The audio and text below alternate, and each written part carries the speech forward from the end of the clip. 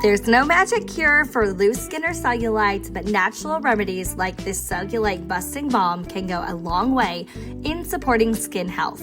You'll need 1/4 cup of coconut oil, 1 tablespoon ground coffee, 2 tablespoons shea butter, 2 tablespoons beeswax, 5 drops rosemary essential oil, and 5 drops juniper essential oil. Place the coconut oil and coffee grounds in a double boiler set over a small saucepan filled with 1 to 2 inches of water. Warm over low heat for 1 hour, never letting your oil come to a boil.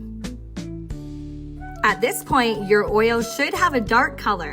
Remove from heat and strain the coffee grounds, reserving the infused oil. It helps to use a spoon to push every last bit of infused oil out of the coffee grounds. Add the oil back to the double boiler and add the shea butter and beeswax. Give it a stir and melt until everything is dissolved.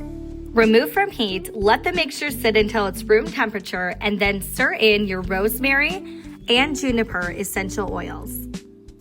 Pour the Cellulite-Busting Balm into the jar or container of your choice.